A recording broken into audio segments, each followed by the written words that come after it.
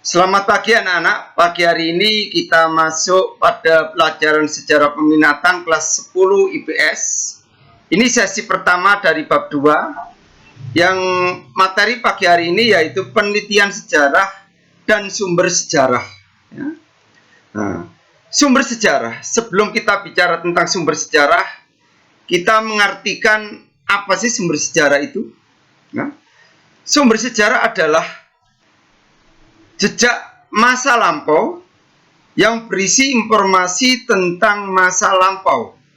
Itu pengertian dari sumber sejarah. Nah, sekarang kita bicara tentang sumber-sumber sejarah. Ya. Sumber-sumber sejarah yang pertama adalah sumber tertulis. Ya. Sumber tertulis ini ada prasasti, ada naskah, ada buku, ada arsip, ada koran. Tapi sejarah ini yang paling jantung dari sumber sejarah tertulis itu adalah prasasti. Ya. Jadi apa itu prasasti? Kita lihat penayangan tentang prasasti. Kita saksikan. Pada kesempatan kali ini kita akan membahas mengenai prasasti Hindu peninggalan kerajaan di Indonesia. Prasasti adalah sebuah piagam atau dokumen yang ditulis pada bahan yang berpermukaan keras dan dapat bertahan lama. Prasasti merupakan benda peninggalan sejarah yang isinya adalah tulisan dari masa lampau.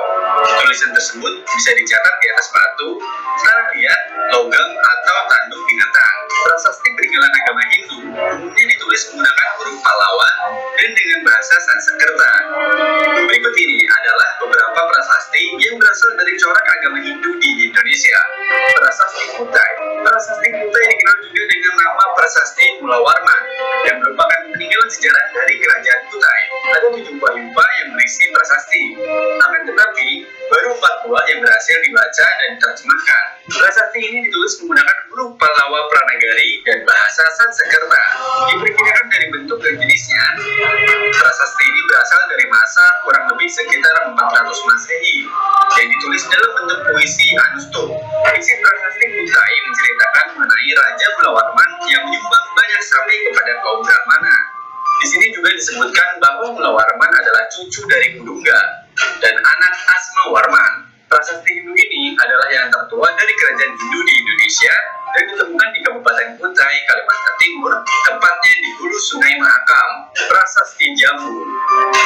Prasasti Jambu ditemukan di daerah perkebunan sekitar 30 km sebelah barat Bogor, dan prasasti Jambu atau pasir Kolengkat berasal dari kerajaan Tarumanegara.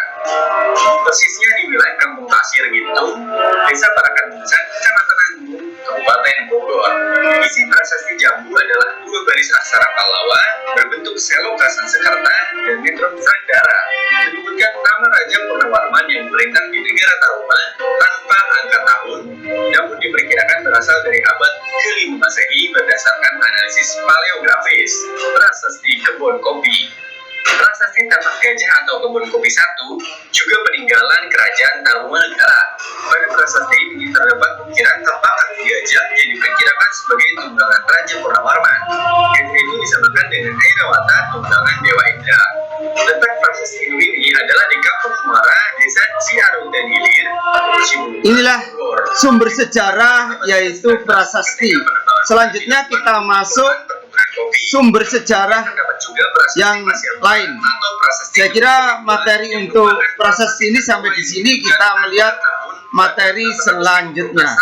Baiklah, sekarang sumber sejarah tak tertulis. Kalau itu tadi sumber sejarah tertulis, ada prasasti, ada koran, ada macam-macam sumber yang ada tulisannya. Sekarang sumber tak tertulis. Yang pertama, kita bicara tentang Masjid Demak.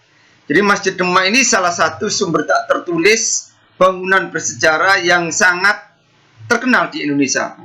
Apa itu Masjid Demak? Kita saksikan film cuplikan tentang Masjid Demak. Kita saksikan. Demak, kota bersejarah dalam perkembangan Islam di Nusantara. Disinilah kerajaan Islam pertama di Pulau Jawa berdiri.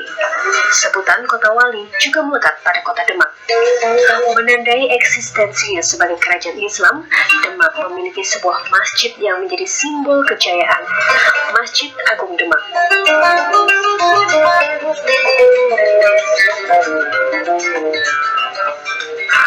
berdiri kokoh di Desa Kauman, Kabupaten Demak, Jawa Tengah, Masjid Agung Demak didirikan pada abad 14 Masehi oleh Sultan pertama Kerajaan Demak, Raden Patah, bersama 9 wali atau wali songo.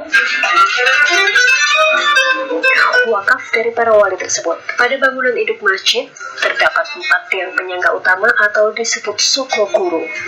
Keempat soko guru tersebut merupakan wakaf dari Sunan Ampel, Sunan Gunung Jati, Sunan Bonang, dan Sunan Kalijaga. Masing-masing soko guru tingginya mencapai 17 meter dan berdiameter 63 dan 65 cm. Angka 17 bermakna keseluruhan jumlah rakaat sholat 5 waktu. Itulah Masjid Demak. Selanjutnya kita masuk materi yang lain ya. Kita saksikan materi yang lain. Jadi itu tadi bicara tentang Masjid Demak ya. Jadi Masjid Demak ini salah satu bangunan umat Islam yang sangat terkenal. Bahkan Masjid Demak ini ada istilahnya soko guru. Jadi tiang yang tinggi ya. Ada salah satu soko guru atau tiang itu bahannya adalah tatal ya. Itu tadi dijelaskan tatal. Apa itu tatal? Tatal itu adalah potongan-potongan kayu jati yang tidak dipakai, itu dirangkai, jadilah kalau orang Jawa rumah itu cagak ya, cagak atau tiang. Jadi tiang menjadi tiang ya. Jadi itu salah satu tiang dari Masjid Demak yang sangat terkenal ya. Saya kira itu sumber sejarah tak tertulis sampai di sini ya. Untuk selanjutnya pertemuan yang akan datang yaitu sesi kedua kita bicara tentang Candi Borobudur ya. Jadi hari ini kita bicara tentang sumber sejarah. Yang pertama tertulis itu tadi contohnya prasasti ya, ada koran dan lain sebagainya. Yang kedua ini sumber tak tertulis yaitu Masjid Demak ya. Saya kira materi ini saya akhiri sampai di sini. Semoga sesi pertama dari bab 2 ini bisa kamu pelajari dengan baik sehingga materi-materi selanjutnya itu bisa saling sinambung ya, tidak berhenti sampai di situ ya. Saya kira itu materi hari ini. Selamat pagi dan salam sehat. Terima kasih.